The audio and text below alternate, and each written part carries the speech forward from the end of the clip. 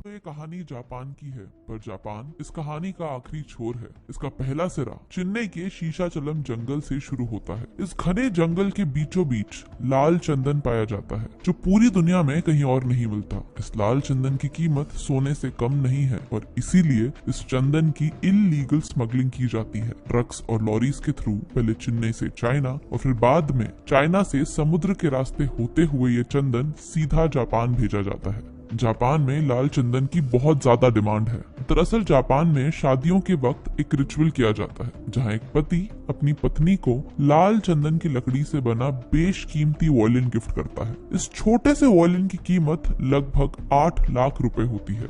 पूरी कहानी चेन्नई में पाए जाने वाले लाल चंदन की इल्लीगल स्मगलिंग के बारे में है, जहां हमारा प्रोटैगनिस्ट पुष्पा सड़क से महल तक का रास्ता तय करता है। आइए जानते हैं क्या। पुष्पा लाल चंदन की डिलीवरी करने जाता है, पर बीच में ही उसे पुलिस रोक लेती है। वो पुलिस को रिश्वत देता है और माल लेकर वहां से निकल जाता है।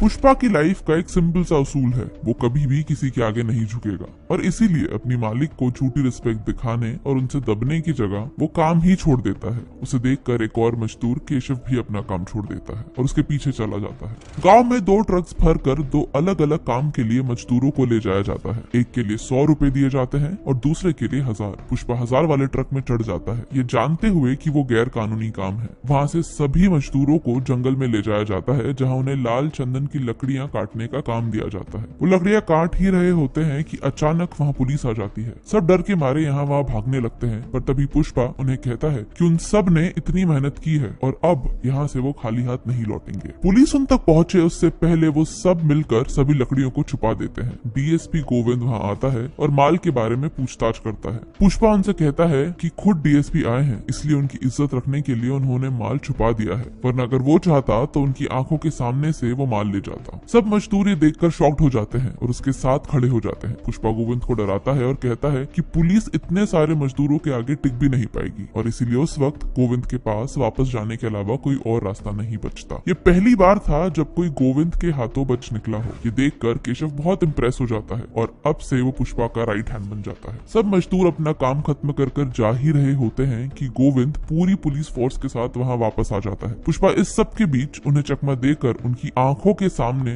ट्रक से निकल जाता है और ट्रक कहीं छुपा देता है। इतना ही नहीं, वो आगे होकर खुद को पुलिस के हवाले कर देता है। पुलिस स्टेशन में पूछताछ के दौरान कहानी फ्लैशबैक में जाती है, जहां हमें ये पता चलता है कि पुष्पा गांव के एक बड़े आदमी मुलेटी वेंकट रमन का नाजायज बेटा है। वेंकट रमन पहले से ही शादीशुदा था, पर वो पुष्पा की माँ से बहुत प्यार करता था। बचपन में ही उसके पिता की मौत हो गई थी और उनके जाने के बाद पुष्पा के सौतेले भाई ने उसे और उसकी माँ को परेशान करना शुरू कर दिया था, क्योंकि वो नहीं चाहता था कि पुष्पा के नाम के आगे उसके पिता का नाम लगे।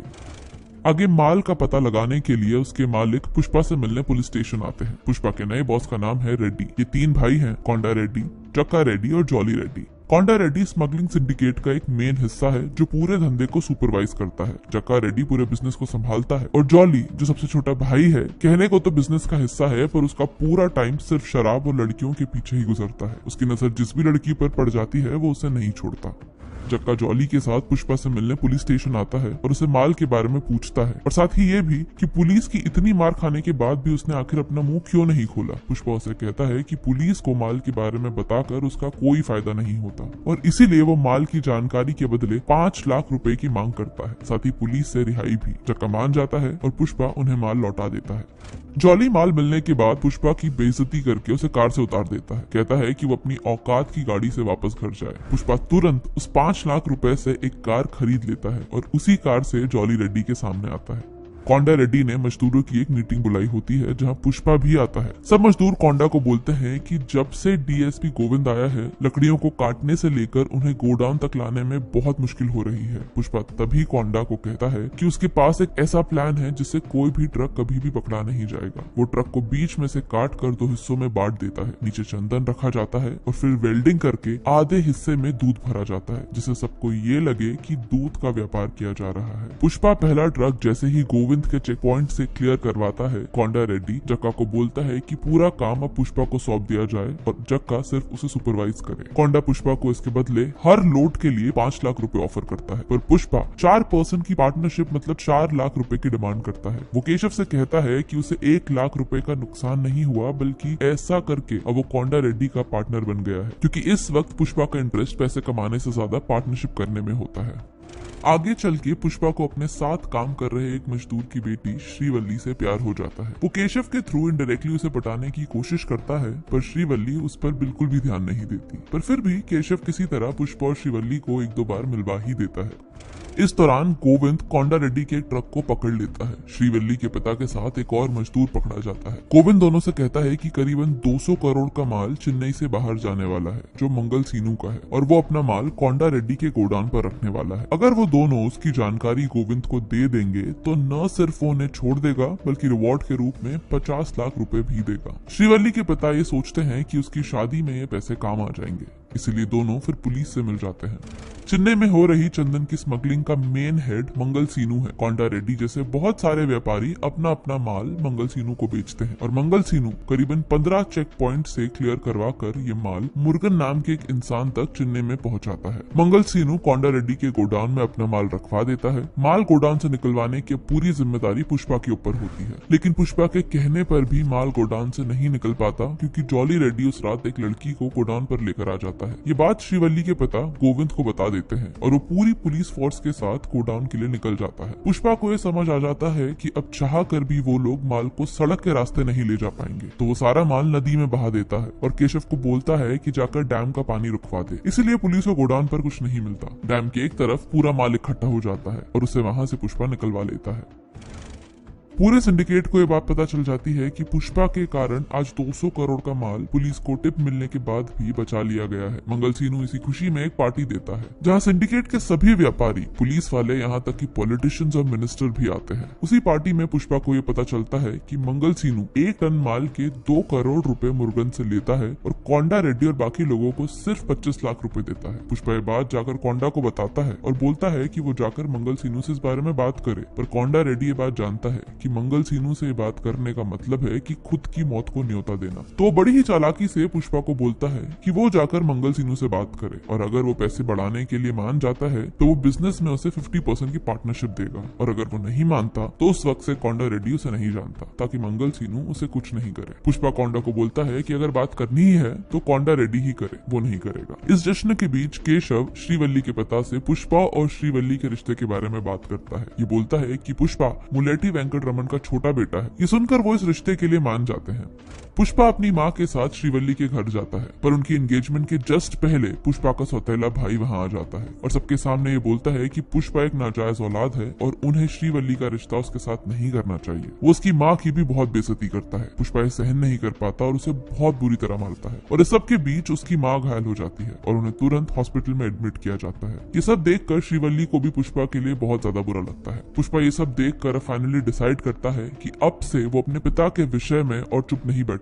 इतना ही नहीं, वो किसी भी तरह का अन्याय नहीं सहन करेगा, फिर चाहे वो कोंडा रेड्डी हो या मंगल सीनू। वो वहां से सीधे मंगल सीनू के घर जाता है और उसे बोलता है कि अब से उसे 1 टन माल के बदले 25 लाख नहीं बल्कि 1 करोड़ रुपए चाहिए, वरना वो माल सीधे चेन्नई में मुर्गन को बेचेगा। ये पहली बार था जब किसी ने मंगल सीनू के खिलाफ आवाज उठाई थी। वो मंगल सीनू के फोन से ही मुर्गन को कॉल करता है और उसी के सामने मुर्गन से कहता है कि अब वो डायरेक्ट उससे चेन्नई में डील करेगा, अपना माल अब वो सीनू को नहीं बेचेगा। ये देखकर सब हैरान रह जाते हैं। मंगल सीनू के आदमियों की बुरी तरह पिटाई करके वो सीधे वहां से चेन्नई मुर्गन के पास माल लेके चला जाता है। वहां वो कोंडा रेड्डी को बोलता है कि 1 टन माल के बदले वो 1.5 करोड़ की डील कर रहा है। रेड्डी उसे जैसे ही हाँ बोलता है, पुष्पा उसे याद दिलाता है कि अब से वो 50% का पार्टनर है, तो माल का आधा हिस्सा अब से उसे मिलेगा। इस बीच जॉली रेड्डी को पता चल जाता है कि श्रीवल्ली के बाप ने ही उन्हें धोखा दिया था और पुलिस से मिल गए थे। जॉली उसे बोलता है कि वो उसे छोड़ देगा, पर उसके बदले 1 रात के लिए उसे श्रीवल्ली चाहिए। श्रीवल्ली को जैसे ही ये पता चलता है, वो सीधे पुष्पा के पास जाती है और उसे बोलती है कि वो सिर्फ उससे प्यार करती है। वो जानती है कि जॉली उसका बॉस है और पुष्पा उसके खिलाफ आवाज नहीं उठा पाएगा, पर वो मन ही मन पुष्पा को अपना पति मान चुकी है और वो नहीं चाहती कि उसके अलावा कोई भी दूसरा इंसान उसे हाथ लगाए। पुष्पा को जैसे ही ये पता चलता है, वो जॉली रेड्डी को मार मार कर अधमरा कर देता है। जॉली उसे बोलता है कि वो उसका बदला जरूर लेगा, पर बिना जॉली के बताए कोंडा रेड्डी को ये बात पता चल जाती है कि पुष्पा ने ही जॉली की ये हालत की है और वो एक डील की आड़ में उसे अपने साथ ले जाते हैं ताकि उसे मार सके। केशव को ये बात पता चल जाती है और वो पुष्पा को बचाने के लिए उसके पीछे जाता है। कोंडा रेड्डी पुष्पा को गोली मारने ही वाला होता है कि अचानक वहाँ मंगल सीनू के आदमी आ जाते हैं और सीनू का साला कोंडा रेड्डी को मार देता है। सीनू और रेड्डी के आदमियों के बीच जमकर लड़ाई होती है। सीनू का साला अब जक्का रेड्डी को मारने वाला होता है, पर तभी पुष्पा वहाँ आकर उसे बचा लेता है और सीनू के साले को मार देता है। जक्का शॉक्ड हो जाता है कि पुष्पा ने उसकी जान क्यों बचाई, जबकि वो खुद उसे मारने वहाँ लाया था। पुष्पा बोलता है कि ये रेड्डी और उसके बीच की बात थी और आज भी जक्का उसका पार्टनर है, तो अगर कोई भी बाहर वाला उस पर हमला करेगा तो पुष्पा उसे जरूर बचाएगा। कोंडा रेड्डी के मरने के बाद पूरे सिंडिकेट में हलचल मच जाती है। मिनिस्टर खुद एक मीटिंग बुलाता है जहाँ उसे मंगल सीनू और रेड्डी के बीच हुई दुश्मनी के बारे में पता चलता है। पुष्पा मिनिस्टर को बताता है कि सीनू सिंडिकेट में सबको धोखा दे रहा है, 2 करोड़ के माल के बदले सिर्फ 25 लाख रुपए देता है। पुष्पा ये भी बोलता है कि सब व्यापारी अलग अलग पुलिस को रिश्वत देते हैं, अगर वो सब एक साथ हो जाए तो रिश्वत भी कम लगेगी और प्रॉफिट भी ज्यादा होगा। पूरी सिंडिकेट पुष्पा को सपोर्ट करती है, यहाँ तक कि जक्का रेड्डी मिनिस्टर को बोलता है कि पुष्पा के आने के बाद ही व्यापार बहुत ज्यादा बढ़ा है और अब उसे ही सिंडिकेट की कमान संभालनी चाहिए। मिनिस्टर पुष्पा को सिंडिकेट का हेड बना देता है और इस तरह पुष्पा अब पुष्पा से पुष्पा भाऊ बन जाता है। उसके सर पर मिनिस्टर का हाथ होता है और पुलिस उसकी जेब में, तो मंगल सीनू चाह कर भी उसका कुछ नहीं बिगाड़ पाता। रही बात जॉली रेड्डी की, तो वो व्हील चेयर पर सिर्फ बदले की कल्पना ही करता रहता है। इसी दौरान पुष्पा और श्रीवल्ली की शादी फिक्स हो जाती है। सब कुछ बहुत अच्छा चल रहा होता है। शहर में ऐसा कोई नहीं जो पुष्पा को छू भी पाए, पर तभी एंट्री होती है IPS ऑफिसर भंवर सिंह शेखावत की। भंवर सिंह एक सेल्फ ऑब्सेस्ड ऑफिसर। वो आते ही मजदूरों को जंगल से उठा लेता है और 2 को गोली मारकर प्रेस में ये कहता है कि वो दोनों भाग गए हैं। पुष्पा को उसके आने की खबर लगती है और वो उससे मिलने पुलिस स्टेशन जाता है। अपनी शादी के कार्ड के साथ वो बैग भरकर रिश्वत भी ले जाता है। भंवर सिंह वहाँ सबके सामने पुष्पा को इंसल्ट करता है, बोलता है कि जो शर्ट उसने पहना है वो ब्रांडेड है और जो शर्ट पुष्पा ने पहना है उसका कोई नामो निशान नहीं। पुष्पा एक नाजायज औलाद है। इतना ही नहीं, वो पुष्पा से ये भी कहता है कि वो आज के बाद उसे सिर्फ सर कहकर ही एड्रेस करे। पुष्पा उस वक्त चुपचाप वहाँ से चला जाता है। आगे से जब भी वो भंवर सिंह से मिलता है तो उसे सर कहकर ही बुलाता है, उसे अच्छी दोस्ती भी कर लेता है। पर पुष्पा अपनी शादी के दिन भंवर सिंह को मिलने बुलवाता है, उसके साथ दारू पीता है और उसे याद दिलाता है कि कैसे वो दोनों मिले थे। भंवर सिंह उसे बोलता है कि पुरानी बातों को भूल जाने में ही भलाई है, पर पुष्पा उसे बोलता है कि अगर बात सिर्फ उसकी होती तो वो जाने देता। भंवर सिंह ने उस दिन उसकी माँ को इंसल्ट किया। वो चाहता तो उस दिन भी उसका जवाब दे सकता था, पर उस दिन उसने अपनी माँ से प्रॉमिस किया था और वो उनका दिल नहीं दुखाना चाहता था। वो उसे उसके सारे कपड़े उतारने को बोलता है और बोलता है कि उसका ब्रांड कपड़ों के साथ ही उतर गया है। वो अगर नंगा गांव में जाएगा तो उसकी वर्दी के बिना उसका कुत्ता भी उसे नहीं पहचानेगा और न ही उसकी कोई इज्जत करेगा। इसके बाद वो खुद अपने कपड़े उतारता है और बोलता है कि उसका ब्रांड उसके कपड़े नहीं बल्कि उसकी रगों में बह रहा उसके पिता का खून है। वो अभी इसी वक्त बिना कपड़ों के निकलेगा तब भी पूरा गांव उसे पुष्पा भाव ही बुलाएगा, क्योंकि उसने यहीं से अपना सफर शुरू किया था। पर बिना वर्दी के शेखावत की कोई हैसियत नहीं, कोई पहचान नहीं। ये कहकर वो वहाँ से सीधा अपने मंडप में चला जाता है। श्रीवल्ली उसे पूछती है कि सब ठीक तो है ना। वो उसे कहता है किसी ने पुष्पा सुनकर उसे फ्लावर समझने की गलती कर दी थी। वो उसे बता के आया है कि वो फ्लावर नहीं फायर है। वो उसे पूछती है तो फिर किस्सा खत्म हो गया ना, तो पुष्पा उसे बोलता है कि किस्सा अब शुरू हुआ है और ये फिल्म यहाँ खत्म हो जाती है।